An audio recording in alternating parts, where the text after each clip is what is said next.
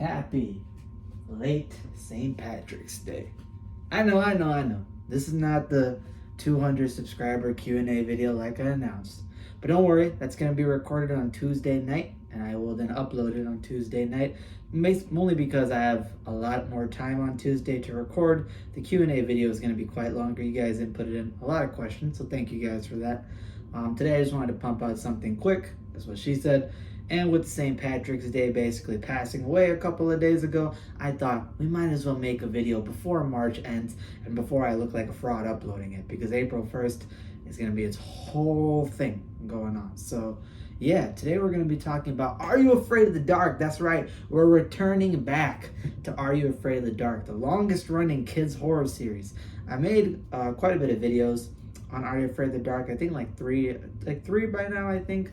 And I've done a lot of Are You Afraid of the Dark discussions on the Goose Junkies podcast, which is temporarily paused. It will be returning during the summer, which I know one of you had a question about. But I'm returning back because you guys like the Are You Afraid of the Dark videos from what I've seen. So I want to give you guys what you want. And we're going to be celebrating the holiday that just passed. And if you can't guess what Are You Afraid of the Dark episode we're talking about, it's pretty obvious considering the holiday, St. Patrick's Day. We're talking about the tale of Jake and the Leprechaun. That's right. Leprechaun horror in kids horror is extremely rare. The only two ones I can immediately think about is Haunting Hours, Lots of Luck, and Are You Afraid of the Dark? The Tale of Jake and the Tale of Jake and the Leprechaun. Mouthful.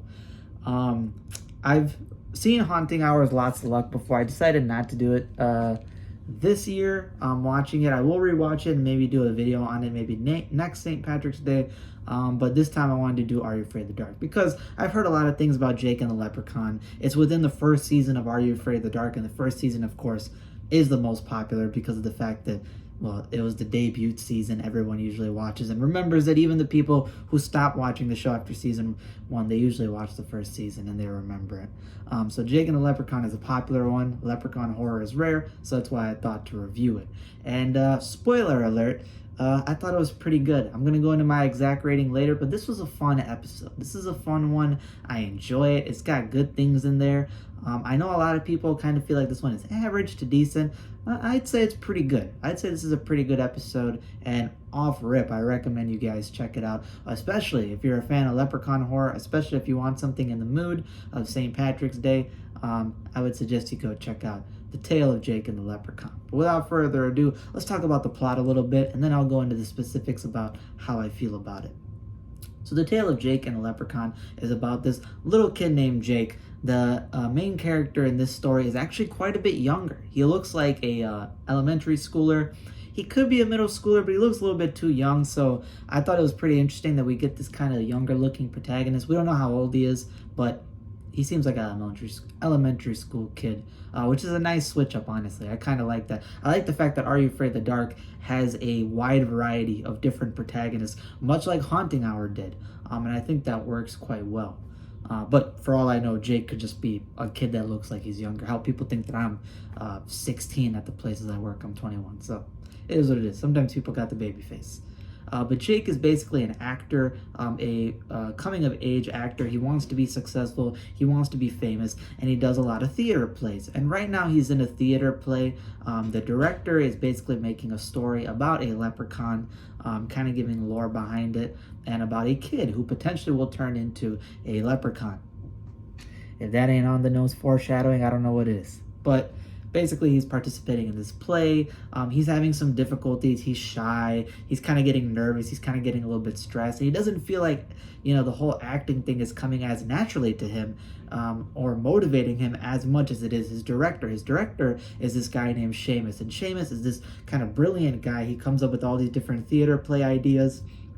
All the people he works with thinks that he's brilliant. He's great at acting. He's very energetic, very motivational, and he's great at coming up with story ideas. So coming up with this story idea about Jake and the Leprechaun, that's what the name of the play is, people think that it's amazing. So Jake very much kind of looks up to Seamus. He wants to kind of be like him. He wants him as kind of a mentor figure, and he wants to emulate that sort of success on the theater stage. So what ends up happening is that as they're rehearsing, as they're preparing, Seamus is kind of trying to motivate Jake, trying to tell him to, become obsessed with the play, become part of the play, let yourself give in to the idea of acting, and that way your performance will naturally become better. You will naturally go with the flow, and you will improve based off that. But as he starts drinking some of his tea, then, Jake starts inquiring around about how, Seamus manages to accomplish all this stuff. And I think the theater assistant basically tells him that, he always needs this special herbal tea that he's always looking for. This herbal tea, he always has it while he's on stage, before stage, after stage, and that, it's the key to his success. And although nobody knows what the herbs are in the tea that allegedly, motivate Seamus and give him this power to be so successful as a, theater director, playwright, actor, what ends up happening is that the assistant director, due to Jake's convincing her and persuading her, decides to give him at least the gardening place where he receives these herbs from. So even though, well, actually, I think that she does give up the herbs. It's been a couple of weeks but I think she gives up the herbs. I think she tells Jake where to get it from, and Jake basically then takes the paper and then goes over to this kind of botanical place with all these different plants. There is a small person who is kind of leading the garden over there, and as he tries to ask this guy named Sean about the herbs and the plants that Seamus is drinking in his tea. By the way, just to know, the name of this guy who's directing is Seamus, and then the guy, this apparently small person who is what you would expect to be a leprechaun, is named Sean. Those are like the two most typical Irish guy names that are within every kid's horror thing or every other piece of media I see. Either they're named Seamus or Sean. I guess there's only two names in Ireland that people can think of or choose. Seamus was in Haunting Hours, Lots of Luck. That's what Brendan Fletcher, a kids horror icon, plays as the villain. His name's also Seamus. And Sean, man, I immediately think about Jacksepticeye and so many different Irish people named Sean. I guess it's just the most popular names. And I think this guy's name is like Sean O'Connery or something. That is the most Irish name you can get.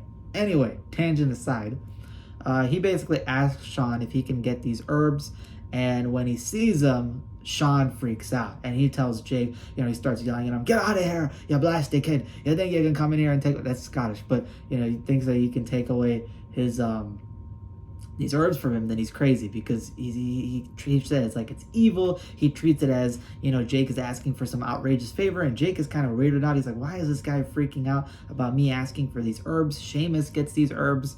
I don't know what's wrong with this guy. So he's basically ran out of this botanical place. Sean is very mad. He closes, he walks away. And as this play is going on, Jake is dealing with some difficulties.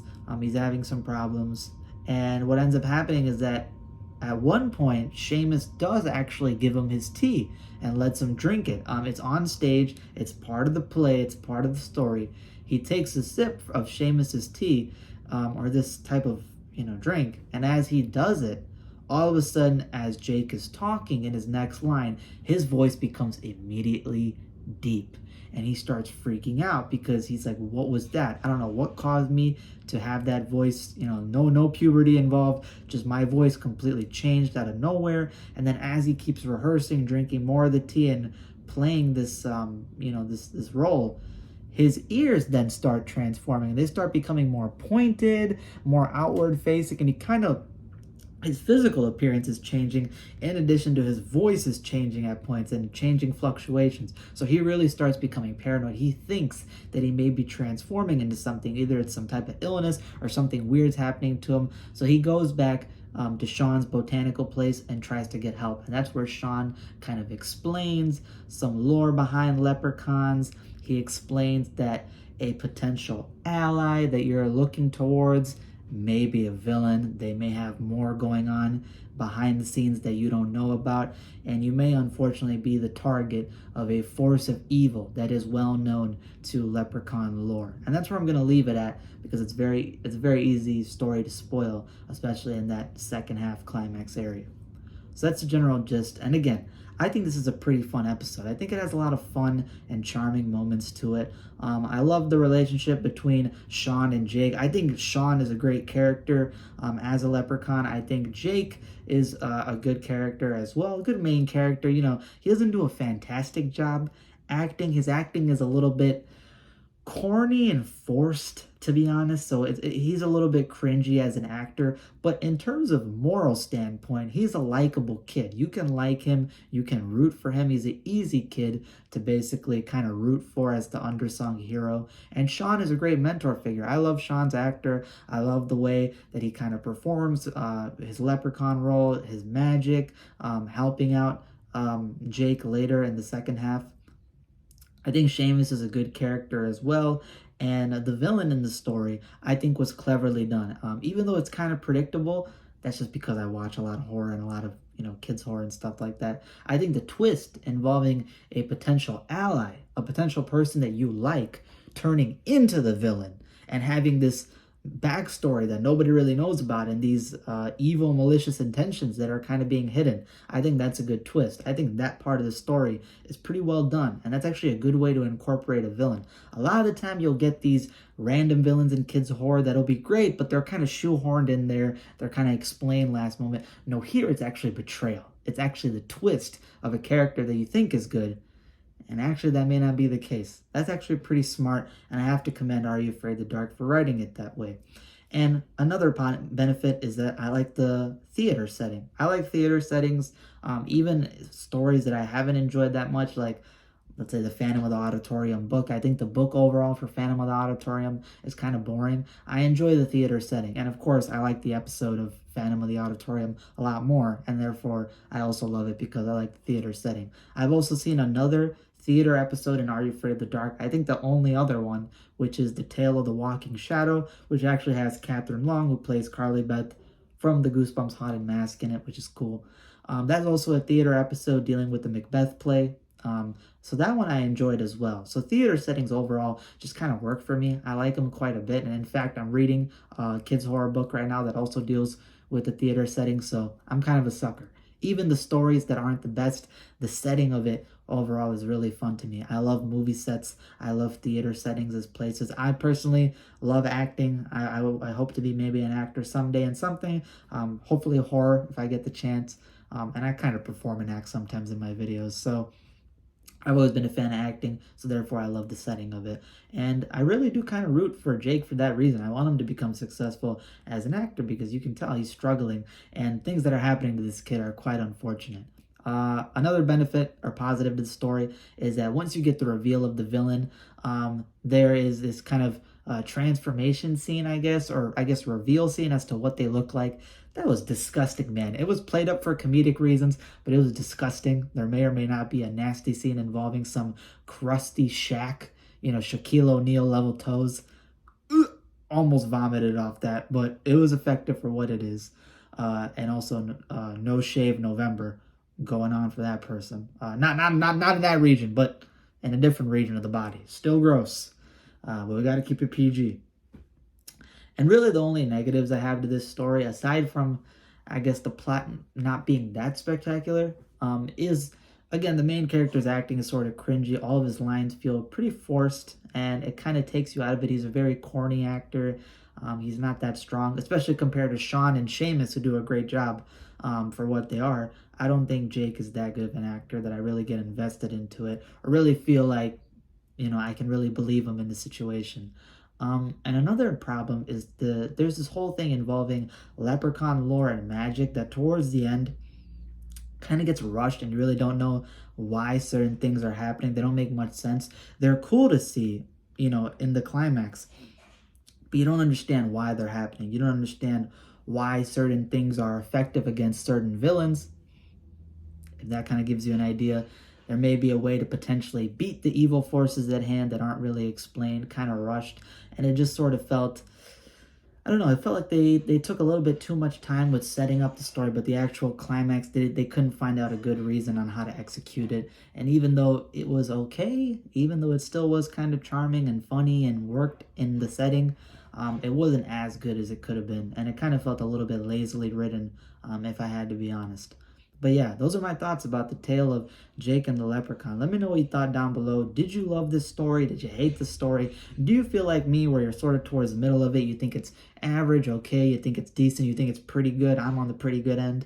And let me know, is this one of your favorite Are You Afraid of the Dark episodes? Is it a forgettable one? What are some of your favorite Are You Afraid of the Dark episodes that you want me to review and check out? Some of them I probably have already watched before. Some of them I may not have watched. There's, like, I think a little bit less than half the series I've not seen. So put your recommendations down below. I'll add them to my list to review.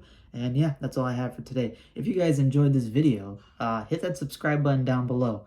After the 200 subscriber announcement, we're already at 215 subs. So I love you guys. Thank you so much for supporting my videos.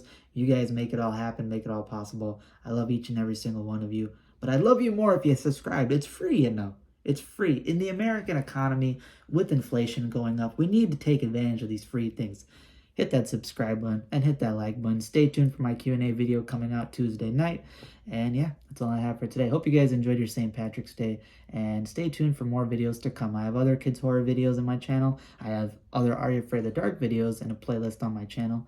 And yeah, deuces. Jake and the Leprechaun, man. You know, I really want to get into acting, man. I want to become a Broadway hit. I want to become successful. And I think I need a debut role. A debut role that can make me into the peak level of fame, the peak level of talent, the peak level of hard work and determination that I've been putting in all these years. People need to recognize real, bruh. So I got my pitch, all right? I need everybody out there to sign me up for Human Centipede 4. I think I can kill the role. I think I can do it.